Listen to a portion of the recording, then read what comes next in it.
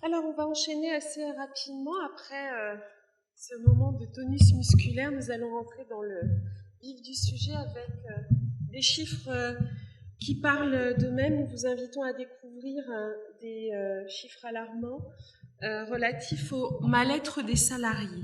Merci. 62% des salariés vivent un stress négatif élevé. 50% d'entre elles dorment mal. On observe également 60 suicides annuels en France. Et ce que l'entreprise prend également en compte, c'est que 50 à 60% des journées de travail perdues sont liées au stress professionnel. Et également en Europe, le stress a un coût, 20 milliards d'euros.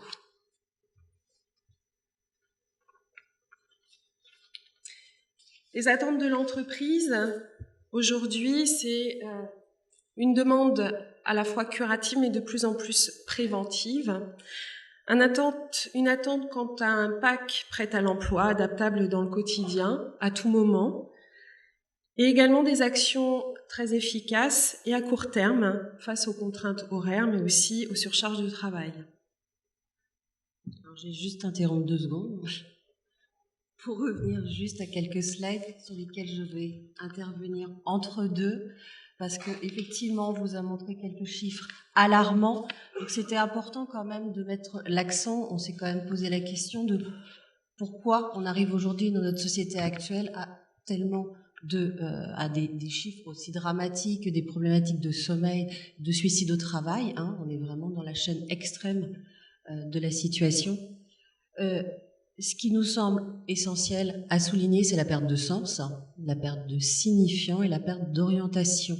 Aujourd'hui, le salarié, hormis la valeur finance, n'a plus tellement de levée de motivation, donc finit par s'épuiser, par se démotiver, et on arrive donc dans des cas dramatiques lorsqu'on comptabilise effectivement 60 suicides au travail par année. Alors bien évidemment, c'est important de le rappeler aussi parce que c'est l'argumentaire pour vous quand vous intervenez en entreprise. La loi par rapport à cette situation a agi. Donc on sait très bien que depuis les années 90, on a effectivement... Ce sera peut-être plus simple comme ça. Allô, allô? Oui, c'est bon. C'est important de le rappeler pour vous parce que c'est aussi un argument pour pousser les portes de l'entreprise. Depuis les années 90, on a par la directive cadre européenne, la loi impose à l'employeur d'avoir une obligation générale de sécurité de son salarié.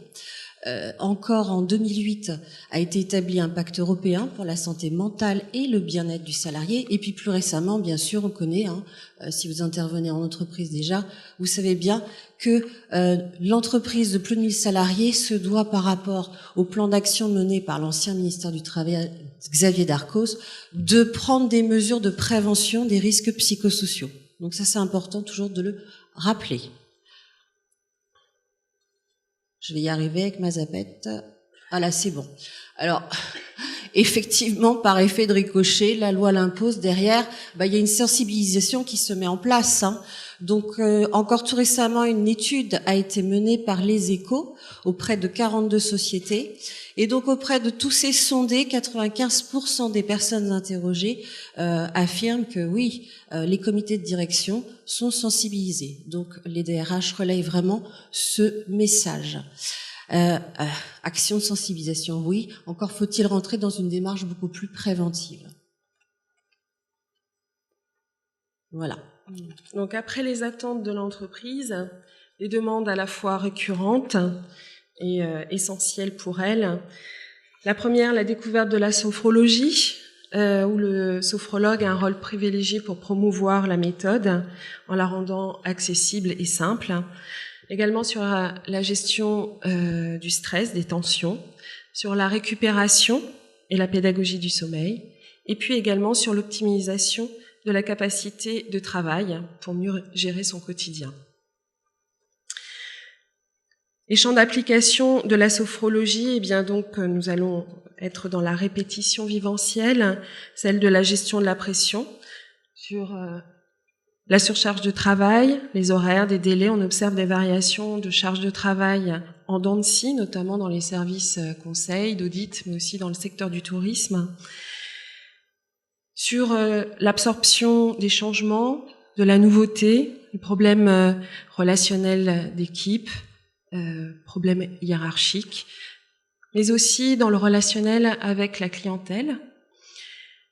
Également un point d'action sur les postes de travail, où les TMS sont récurrentes avec des positions assises prolongées, un travail difficile, un travail sur écran, gestuelle répétitive, des contraintes d'espace, de nuisance, mais aussi manque de lumière.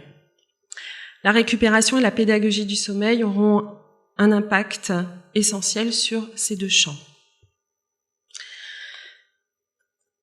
Un autre champ, celui du management, avec la gestion de la différence culturelle, puisque nous avons des contacts à l'international de plus en plus fréquents, mais aussi un management au niveau générationnel, avec l'apparition après les profils X des générations Y et Z. Et puis deux niches. La première, celle du relationnel avec les personnes handicapées qui arrivent en entreprise, et puis également auprès du public senior pour l'arrivée de la retraite. Au niveau de la pensée, concentration, mémoire, créativité, mais aussi de plus en plus la gestion des émotions qui est demandée aux entreprises. Et puis en termes de communication, comme le soulignait hier le docteur Bélanger, c'est une demande récurrente sur la parole en public. Alors, les formats dans lesquels le sophrologue va intervenir, ceux qui sont de plus en plus courus, alors bien sûr, il y a le format classique avec l'accompagnement où le sophrologue a toute latitude de faire du sur-mesure, alors sur de l'individuel ou plus volontiers sur du groupe, un rythme régulier, donc ça, vous connaissez le principe. Les deux autres formats qui se développent, qu'on a l'occasion de se voir se développer, c'est le stage de formation, qui est très couru en entreprise, où on va vraiment aborder une thématique et on va avoir le temps par rapport à la demande de l'entreprise, en tant que sophrologue aussi, de s'adapter aux besoins de son public. Et puis alors, on a des demandes qui sont un peu plus fantaisistes qu'on voit émerger. Demande d'un atelier d'une demi-journée qui peut aller jusqu'à 1 heure, voire même 30 minutes. Alors oui, ça peut sembler assez fantaisiste, bien évidemment. Là, la demande va être excessivement axée, excessivement ciblée sur de la récupération. C'est ce qu'on observe vraiment au niveau des attentes de l'entreprise. Mais je dirais, c'est important d'y aller.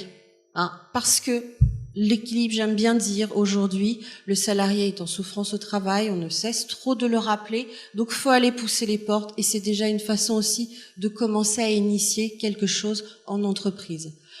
Donc, l'équilibre fragilisé du salarié, rappelons-le, avec les réorganisations, les fusions, elles sont bien sûr génératrices énormément de plus de charges de travail. Le salarié se retrouve bien souvent à occuper une double fonction sur un seul et même poste. Le culte de la performance, qui est né dans les années 80 aujourd'hui, atteint son apogée. Les psychologues parlent d'anxiété de performance. On arrive à ce type de phénomène. La course contre le temps, pas de démonstration, c'est toujours plus vite, maintenant, voire pour hier. Alors, les interruptions intempestives dans la production du travail du salarié sont aussi une information importante. On sait en moyenne que toutes les 12 minutes, le salarié va devoir interrompre la tâche qu'il est en train de mener. SMS, téléphone, etc., etc.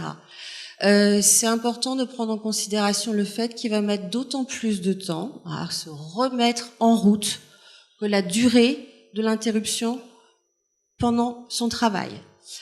La déshumanisation du lieu de travail, les conditions plus difficiles, déshumanisation, on en parlait encore hier à la soirée, je crois qu'on a tous quand même cet instinct animal en nous, on aime bien marquer notre territoire. Aujourd'hui, en entreprise, ça aussi, c'est quelque chose d'annihilé. On ne peut plus personnaliser son lieu de travail, donc on voit fleurir bien évidemment les open space, où on travaille côte à côte, jamais forcément sur le même poste de travail, subissant des nuisances sonores, quand il n'y a pas en plus un mobilier ergonomiquement non conforme. Les mutations permanentes de la société, mondialisation des échanges, j'aimerais marquer l'accent. Aujourd'hui, on le sait, avec la globalisation, la mondialisation des échanges, on est amené à travailler aussi en entreprise avec des marchés en Asie, aux États-Unis. Ça impacte automatiquement au niveau de l'organisation des réunions. Se lever à 3 heures du matin pour avoir une call conférence, est-ce que c'est physiologiquement écologique pour notre corps? Donc la sphère professionnelle déborde sérieusement, un peu trop sur la sphère privée. Encore récemment, sur une émission radiophonique en août dernier, Privé de vie privée, travailler ou vivre, il faut choisir, animé par Guillaume Erner, coach et psychologue, mettez l'accent sur le fait que 2/3 travaillent sur des horaires atypiques et que le constat, c'est que le salarié consacre de moins en moins de temps à son plaisir personnel. On est un petit peu, quand on reprend le film Métropolis des années 1930, la société qui vampirise le salarié, l'ouvrier, on est un petit peu dans cette démarche un petit siècle après. Alors, les attentes du salarié, mieux maîtriser son stress, bien évidemment, mais aussi ses émotions, face à un épuisement professionnel qui touche 5 à 10% de la population française active. Ce sont des chiffres qui ont été soulignés par le docteur Bernard Salengro, secrétaire national au CGC. C'est également retrouver une confiance en soi, une qualité de concentration, mais également des outils simples aux effets très immédiats. La capacité d'adaptation du sophrologue, eh bien, il est un pompier. Un pompier qui répond rapidement, efficacement à la demande, avec une logique, une éthique et une déontologie. Il offre une adaptation au cadre d'intervention qui souvent est très variable, suivant les cas de figure. Une intervention de formation, de soutien ponctuel, voire action flash en réunion de travail, comme l'a souligné Géraldine tout à l'heure. Une initiation à des pratiques à la fois simples, mais aussi reproductibles en tout lieu, à tout moment. Et puis un accompagnement pédagogique vers un équilibre retrouvé entre vie personnelle et vie professionnelle, en insufflant notamment la nécessité de temps de pause, mais aussi de sas entre temps de travail et vie privée.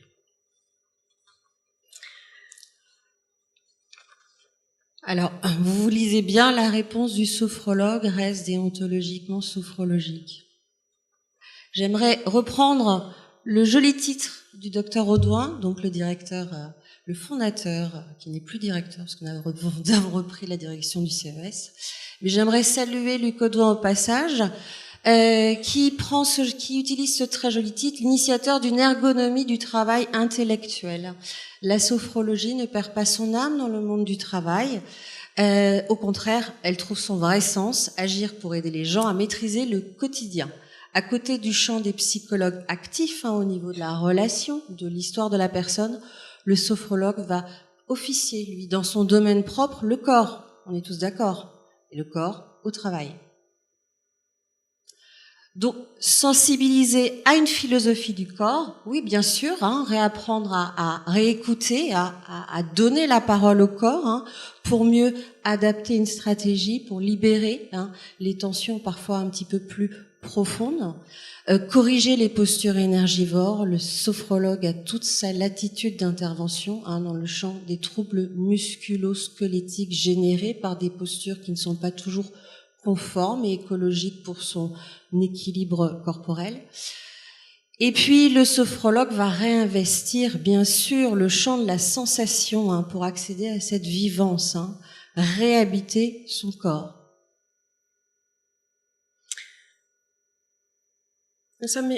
En réécoutant le corps, tout naturellement, on va pouvoir mettre en place une stratégie de libération des tensions, une écoute plus fine, et puis le sophrologue va tout simplement démontrer à son public qu'il peut récupérer une certaine sérénité mentale et être à même donc de mieux gérer ses émotions s'il le souhaite. il va bien évidemment lui octroyer la possibilité de développer, de mobiliser son potentiel en gérant mieux son équilibre corps-esprit. Et puis c'est une façon aussi de regagner en sécurité intérieure, de pouvoir progresser en confiance.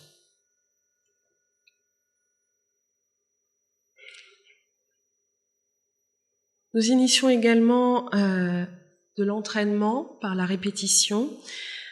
Pressé par le passé, happé par le demain, c'est le cadeau du présent qui est une bouffée d'oxygène que le sophrologue réinitie par la sensibilisation, mais aussi l'encouragement. Sensibiliser aux avantages de l'action positive avec bienveillance, réinjecter l'idée de civilité, de philosophie de vie, et puis également un effet systémique vertueux. Nous sommes un véritable starting block pour le salarié. Alors j'aime à dire, et ça c'est vraiment, je crois, un petit peu mon dada, on passe d'une démarche curative à une démarche préventive. C'est pas simplement de réécouter son corps, d'arriver à se réaligner, c'est vraiment faire la démonstration auprès du public, des salariés d'entreprise, que ça a vraiment un impact après au niveau de son équilibre personnel. Et puis c'est aussi vraiment initier à chacun de se reprendre en main, de reprendre en main la prévention de son capital physiologique, de se responsabiliser, de faire alliance avec soi-même et idéalement, bien évidemment, se poser la question après de sa place dans l'entreprise, sensibiliser à cette nouvelle philosophie de vie. Donc on va, vraiment initier le cheminement de bout en bout. Alors en pratique, nous allons vous donner un exemple d'intervention, notamment chez France Télécom, avec une demande de sensibilisation à la sophrologie, une gestion des tensions du quotidien, l'adaptation au changement, également une ouverture sur comment mieux vivre son sommeil et puis gérer ses récupérations tout au long de la journée. Première journée. Alors on va vous montrer l'exemple de programme dans lequel on intervient chez France Télécom sur 3 jours, qui s'intitule « Mobiliser son potentiel par la sophrologie ». Donc le premier jour, bien évidemment, il faut définir ce qu'est la sophrologie, sa pédagogie, sa méthode. Donc c'est essentiel, bien sûr, de la vulgariser pour la rendre accessible au public que vous avez en face de vous. De bien préciser la méthode, le travail effectué dans des états de conscience modifiés, donc de ne pas faire l'économie, de présenter l'éventail, ça c'est important, pour qu'ils comprennent bien comment on fonctionne, pas simplement, tiens, je respire mieux, je me détends mes muscles, mais de savoir à quel niveau on travaille. Et puis bien sûr, tout de suite, les champs d'application pour qu'on comprenne à quoi ça sert et comment moi, salarié en entreprise, je peux réutiliser la sophrologie dans mon quotidien. Donc ça, c'est un premier temps, bien sûr, la définition. On va progressivement amener le salarié à réécouter son corps. Donc on va y aller à pas de velours. Au début, ça va être bien sûr, pourquoi pas un instantané de la posture, pourquoi pas une écoute de la respiration, comme ce qu'a proposé Norbert à l'occasion du premier jour où justement il vulgarisait la sophrologie auprès d'un public néophyte, donc juste écouter sa respiration. Et puis progressivement, au cours de la journée, on va arriver sur une lecture du corps un peu plus fouillée pour écouter ce qui s'y passe. Et après, bien sûr, arriver sur une technique Jacobson pour aller libérer des tensions qui sont un petit peu plus cristallisées. Ce qui est important, c'est que on va, jongler entre ce travail pédagogique où on a vraiment des techniques qui vont étayer toute la formation, et puis les temps de pause aussi qu'on va injecter en s'adaptant systématiquement à son public pour qu'il commence dès le démarrage de cette formation à prendre conscience des bienfaits de pouvoir faire de la récupération sur des temps relativement courts. Un temps essentiel sera dédié à la physiologie de la respiration, au niveau respiratoire et au rythme. Comme tout musicien, il faut un moment faire ses gammes, apprendre prendre son violon et puis faire ses gammes pour arriver après à jouer le morceau. Donc la respiration pour nous semble être effectivement quelque chose de fondamental. Donc on a cette première journée où on se pose sur la respiration, écouter comment on respire et comment on peut optimiser aussi sa respiration selon le besoin du moment, voilà, de tout à chacun. Alors, sur la deuxième journée, après un retour qui est nécessaire en tout début de matinée, on réinjecte avec de la qualité, non dans la quantité, de la répétition sur la sophronisation de base, des exercices de relaxation dynamique premier degré, qu'on choisit en fonction du groupe, et puis également des pauses qu'on continue à réinjecter tout au long des temps pédagogiques et de pratique. On travaille également sur le développement de la concentration, sa capacité à se relaxer en tout lieu, et notamment dans la position orthostatique, debout, et puis développer sa concentration par la prise de conscience de notre schéma corporel, avec l'intégration bien évidemment des sensations interoceptives en utilisant, comme le soulignait Norbert Le Schulz, les sensations extéroceptives avec un travail sur la sensorialité et puis proprioceptives avec les exercices de relaxation dynamique qu'on injecte nouvellement. Alors la troisième journée sera consacrée à effectivement mobiliser le potentiel une fois qu'on a insufflé aux salariés comment arriver à se réaligner, se recentrer sur soi-même, comment va-t-il pouvoir mobiliser son potentiel dans le futur. Donc on va y aller très progressivement, on va passer d'une futurisation simple à une sophro-acceptation progressive pour lui proposer une technique pour envisager une situation qui peut être un petit peu plus sensible à vivre. On aura bien sûr depuis le début, c'est comme le principe des pauses, on aura beaucoup travaillé sur l'ancrage, et là on va présenter la pédagogie pour qu'ils comprennent, qu'on fasse le lien entre ce qu'ils ont expérimenté et en théorie, par la pédagogie, montrer les bienfaits de l'ancrage.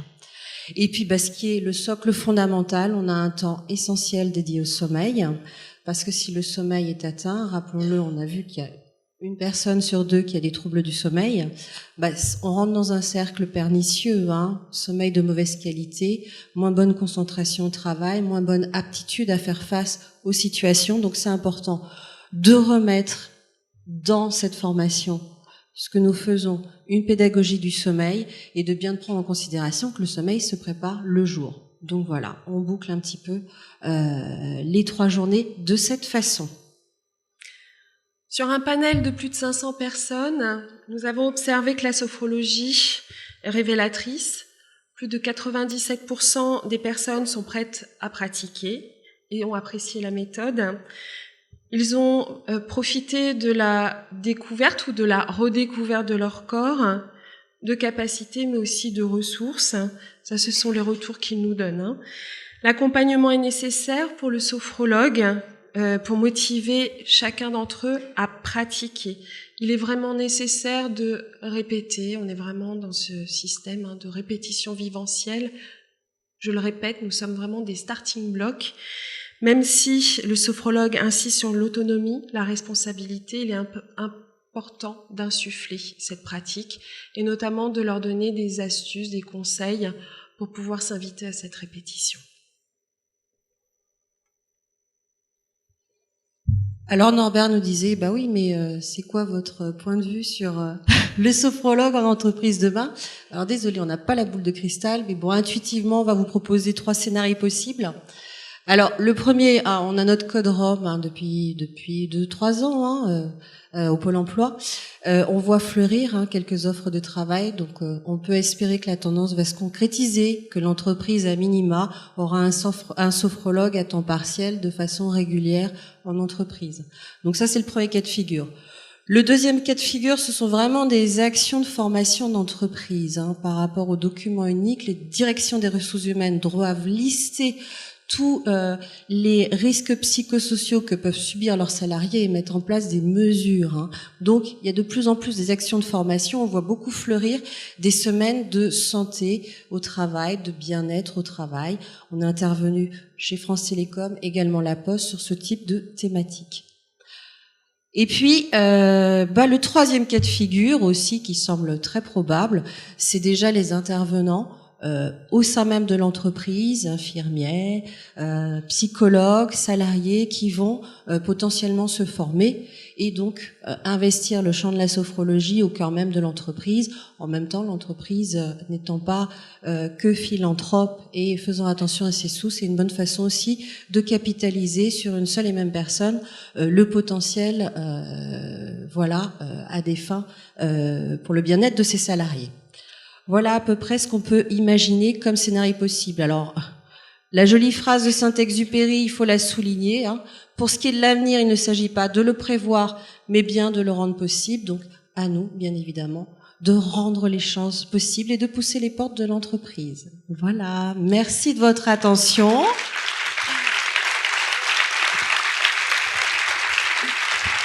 Désolée pour le petit couac de démarrage sur notre synchronisation qu'on a mis en place. Bon, comme Sarah Bernard le disait, on a eu un petit coup de stress. Voilà, merci.